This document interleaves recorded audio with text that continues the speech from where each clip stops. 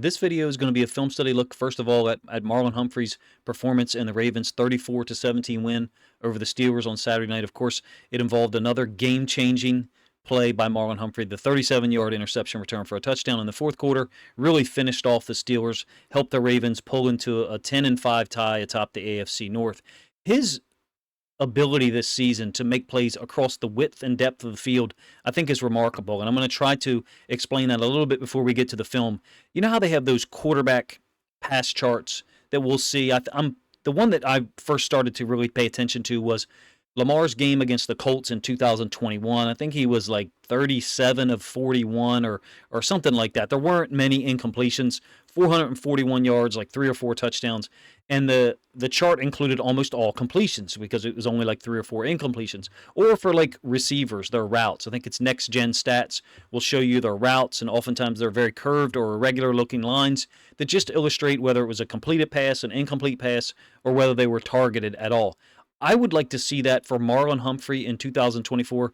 Obviously not for every single snap, but for the plays that we as Ravens fans would call his most impactful 12 or 15 plays, of which at least 3 of them have been game-changing, borderline season-changing. This is, I think, the 3rd video I've done on him in 2024. I think it was after week 2 or maybe week 3.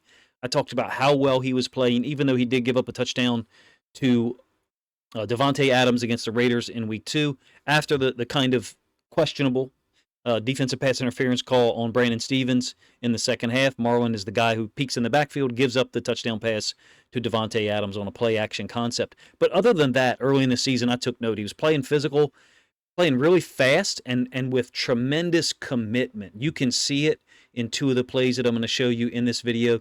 If you are able to explain it or put it into words better than I am, what I'm proposing or wishing for is a hit chart across the field where we could see like red circle for an impact play made against the run, and then a purple circle for an impact play made against the pass, and maybe some other color to indicate an interception or a turnover, which of course he's got 6 interceptions now this year. The 1 forced fumble against the Bengals, in our home win against them, come from behind. Huge plays that he's turned in. He, for being 28 years old, it feels like he's been around in Baltimore for 10 or 12 years. At this point, survived through 3 defensive systems, I believe, 3 separate defensive systems. Let's get to the film. And I actually wasn't really happy, able to be positive about Marlon's defensive play early in the game against the Steelers. This is the one that kind of bothered me initially. We're kind of starting this off on the wrong foot, but it's intentional. 3rd and 7 here. I think it's the Steelers' second possession. We have gone up 7-0. And he's manned on Brent Skowronek on a 3rd and 7. Now, look, Russell Wilson got away from pressure often. He escaped Oweh. Well, first he escaped Madubuike and then Oweh here. And Marlon is kind of locked up with Skowronek, and I just feel like for the quality of play that he's put to... I think I'll tell you what angers me, is that for the quality of play that Marlon has put out on film, he's clearly worthy of All-Pro. And borderline should be in the conversation for Defensive Player of the Year. At this point, we only have 2 games left, and were it not for Marlon Humphrey being on the field at the point of attack in certain situations, basically, if you didn't throw at him, Joe Burrow, late in the fourth quarter when he's guarding Jamar Chase in our come-from-behind win, 41-38, we may not be able to pull that victory off. If you didn't throw at him twice, Baker Mayfield, in our Week 7 win on the road in Tampa Bay, we probably don't get 2 interceptions. Who else makes plays on the ball like Marlon Humphrey has? So what bothers me about that completion and this one I'm getting ready to show you is the film is there of him allowing catches in situations where I think because of his talent level, his commitment, and his just ability and ball skills that perhaps he shouldn't. This is same drive, in fact, 2nd and 2. It's 13 personnel for the Steelers, and on the snap, it's zone. Now, it's a somewhat irregular zone because we've got Marlon and then a safety up high here, but the boundary side safety, in this case Kyle Hamilton, is down to the bottom of the field. It almost looks like a cover 3, whereby we're just playing man on whatever the outside release is here to the bottom side. So some refer to it as a match cover 3, where these are your underneath 4 droppers. So if you accept that it's a cover 3, I really don't, because that safety is in a half-field alignment. That's what bothers me here about Marlon just hanging out and allowing the tight end, I think it's Hayward, to catch a ball where Russell Wilson, once again, kind of moves, navigates out of the pocket. In this case, it's to his right. And to me, Marlon, here's your work. Go get it and lock the guy up. Don't let him catch the ball. It's a 2nd and 2. In this case, they convert the first down. I believe they matched our touchdown there on their second possession. I thought he was just too focused on the quarterback there for the fact that it was Hayward, a guy who is just really no vertical threat, at least to him. Moving way forward in the game, because I am going to show a significant amount of film from 2024, and I'm trying to illustrate where his plays are made. If we had access to a hit chart of where his impact plays were made, well, this is the pick six, so it's somewhere in that direction. A pass defense against Khalil Shakir that I'm going to show you later on will be made somewhere in that area. The interception against Jamar Chase, the field will be flipped or reversed, the angle I'll show you, but somewhere in this area near the top of the numbers. My point in showing you those is proposing or asking for if anyone has any idea on technology or something that could create something like that, because I think it'd be a pretty cool graphic, number one. Number two, I think it would give us as Ravens fans, myself included, an illustration of how sick his 2024 has been, regardless of if he gets All-Pro or not, or is even discussed as a Defensive Player of the Year candidate.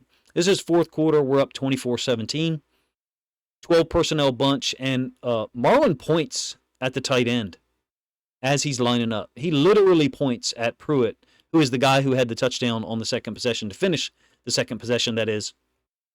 And so then that makes it interesting to me that Marlon is able to kind of hang out and be patient here and not end up getting sucked inside a little bit to the middle of the field while David Ojabo is dealing with the tight end, because that's what they want. They want him to kind of lose eye discipline, maybe shuffle in to the middle of the field because of the run threat to the opposite side. And the Steelers' run concepts kind of lend that conflict being created. I'll explain that a little bit more when I get the end zone angle.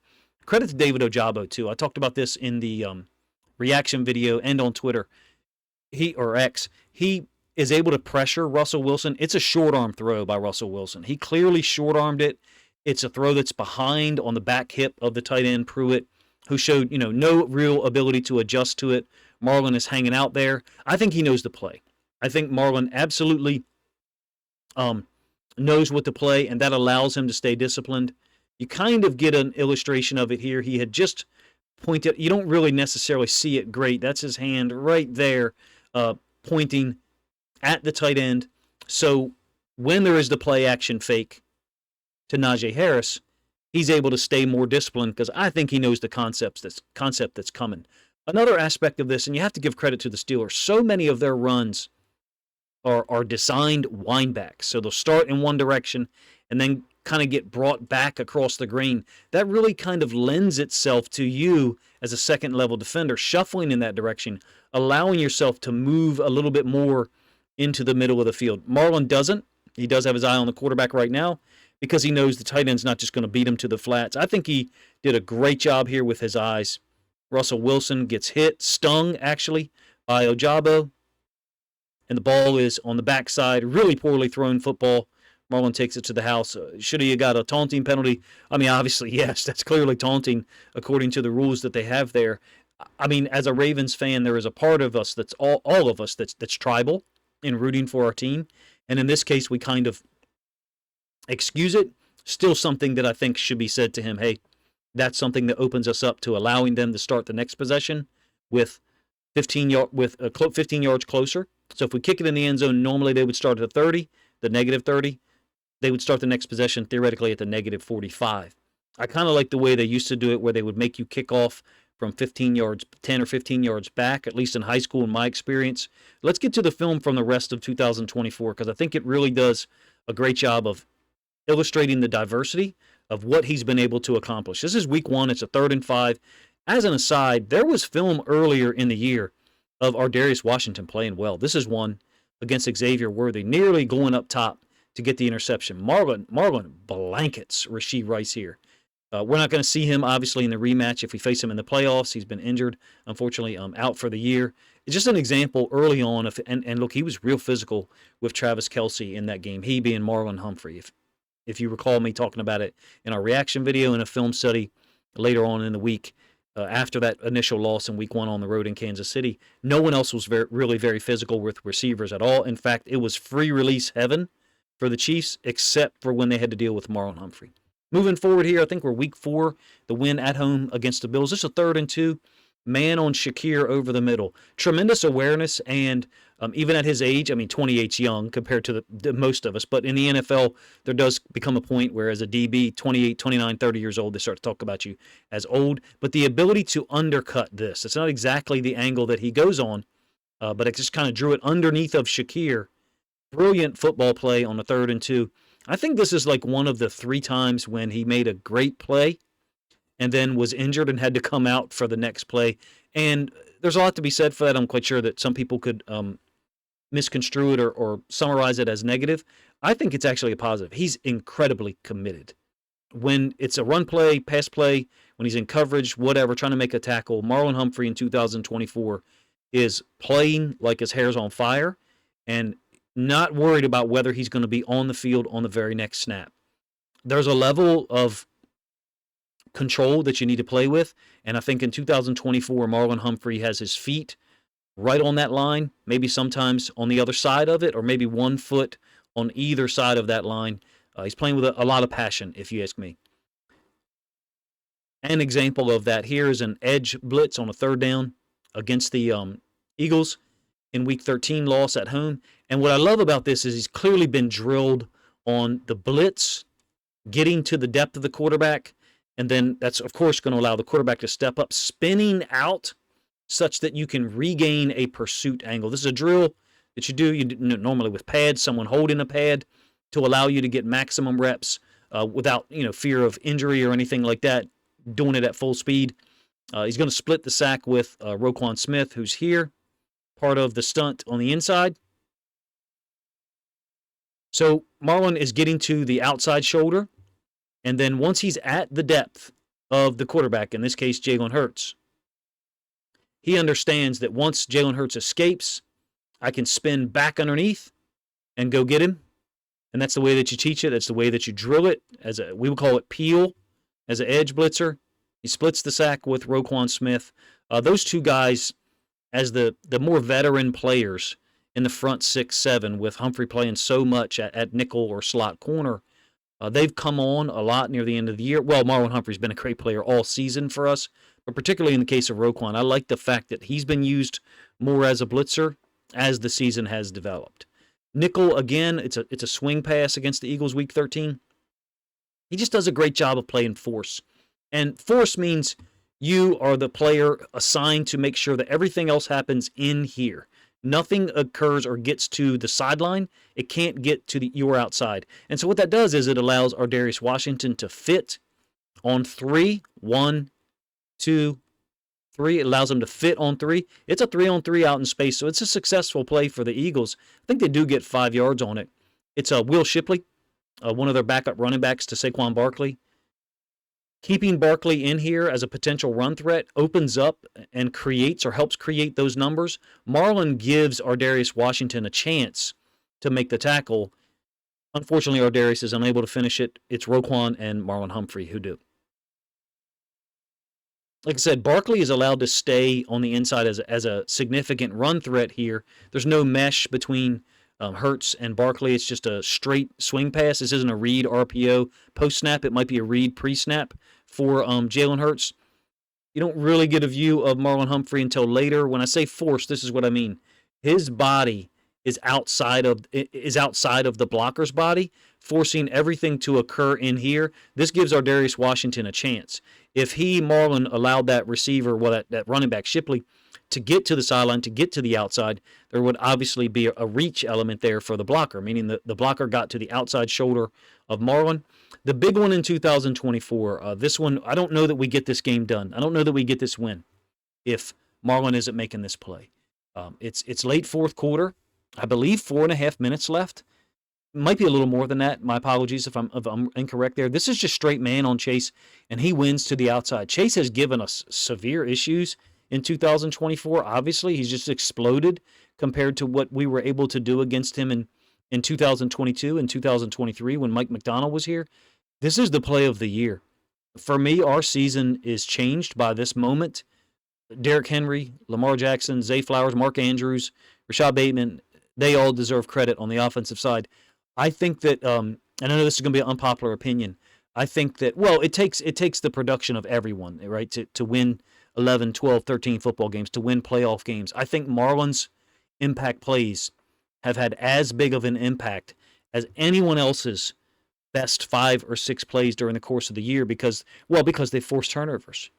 And in the last couple of years, it's been rare for him to force turnovers. This 6 interceptions in 2024 is a little it's a little surprising to me compared to what we have seen the last couple of years. If you've paid attention to my content for a while, you know that I think he played extremely well in 2022. In fact, I think he was borderline all-pro guy, but there was, very similar to the first 2 plays I showed here, there were 4 or 5 snaps in 2022 that I think kind of disqualified him, meaning I think he played at an all-pro level for the entirety of the season, minus 4 or 5 snaps, plays that he gave up, conversions, catches, to guys that just shouldn't beat him.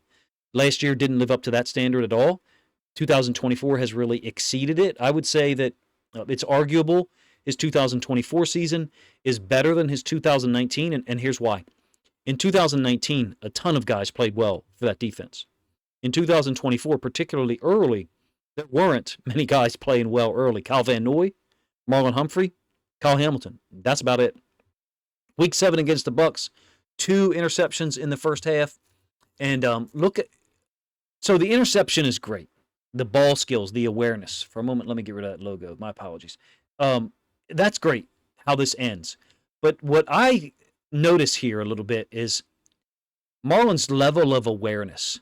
So Baker Mayfield, we'll run it back. Baker Mayfield looks to their side, to Marlon, Trenton Simpson, and Kyle Hamilton's side. And then once he goes to the other direction in terms of his focus, watch what Marlon does because he sees the quarterback. It's zone. It's basically our funnel coverage, I think. He goes for the tight end, Cade Otton, and basically tries to knock him out of bounds. Why? It makes him ineligible. He can't catch a ball. Oh, at least he can't be the first guy to touch it. Now, it doesn't work. Marlon actually whiffs, and then that makes the play, the way he finishes, actually even a little bit better. Was Marlon went a little bit, outside of the minimum level responsibility for this play. He's not tasked with knocking a player out of bounds, anywhere for that matter, but certainly not inside the red zone. It's compressed space. This is a part of the season where I felt like our defense was playing better in the red zone than they were between the 30s. In this particular example, Marlon Humphrey was obviously the biggest part of it. The awareness, the range to get back in the throwing lane, the ball skills, everything on full display in zone. Same exact descriptor could be used here. Still in the first half, 3rd and 13. He's going to play curl flat. That's what the CF stands for. And it's a sail concept. So you're getting a vertical, and then Godwin is running the deeper out. The tight end is releasing into the flat. So sail flood, if you will. And Marlon knows it. It's 3rd and 13. So when I say it's cover 3, obviously Kyle Hamilton's an outlier here. He's not anywhere near that line in terms of depth. But Ardarius Washington is sitting on the hash. Roquan Smith gets to the hash. I don't think gets the same depth as Ardarius. And in my opinion, Marlon knows the concept. Tremendous awareness, if you ask me, and preparation has to be part of the formula for Marlon Humphrey in 2024. He obviously got hurt on this one, didn't play another snap, but the damage had been done. 2 picks. He actually took that one from Nate Wiggins. 2 picks in the first half really changed the tone and tenor of that game. Of course, the Bucks scored, I think, 21 points in the fourth quarter. Do they get that done with Marlon Humphrey out there? I'm not sure. He's been reliable. He's been fun to watch. It's been great, honestly, to see him play so well against the pass in coverage and with the ball skills. This one in Week 10 against the Bengals, hey, look, we get either win if Marlon Humphrey doesn't make these plays? I don't know. It's debatable. You can talk about it if you wish. I think it's worthy of that type of question because both plays changed the tone and tenor of the game completely. We're down 21-7 at this point. Third quarter, Week 10, an 11 personnel run concept. And yeah, very similar to the first interception against the Bucks. The strip is what gets the attention. Rightfully so. It's a turnover. It gets us the ball back. We're able to close to 21-14. Of course, come from behind and win or hold on to win 35-34. But it's the commitment for me. And so what I mean is the take on. Watch him insert here and take on the lead blocker. And I'll run it back 2 or 3 times so you can see that point. There is no hesitation at all. I mean, he doesn't blow this guy up. He doesn't knock him back or anything like that. But an absolute commitment in what he's asked to do. I think Marlon knew the deal in 2024 that he needed to play better than 2023. Your health is sometimes outside of your control, and perhaps how hard he plays, how strong he plays at the point of attack against run concepts, the type of effort he gives, maybe that opens him up to more injuries than others. There's give and take for that. It's paid off in 2024. His commitment has put him in situations to make game-changing plays, interceptions, and that strip there against the Bengals. Finally, his first interception against the Steelers in 2024. We're down 15-10 in the fourth quarter, ironically. 2 interceptions against Russell Wilson, both of which are in the fourth quarter, and both of which, the first one that I showed you in this video from Week 16 finishes the game. This one, we didn't come back to win, unfortunately, but it allowed us to stay in the moment. For Darnell Washington at 6'7", 265, to be trying to box him out, look at the totality of who he's guarded in this video and who he's guarded well. Khalil Shakir, Jamar Chase, and then now Darnell Washington. The film is extremely diverse. The impact plays are diverse. That's kind of what I talked about in the lead-in. Here's another thing that's interesting for me. The film covers all bases. Interceptions, forced fumbles, great coverage at times, giving up some completions to guys I think he's better than. So do the celebrations. There's a wide variety of celebrations that he's used, some of which look smoother or better or more attractive than others. I think he's got some work to do on the celebrations. Hopefully we get to see more of them.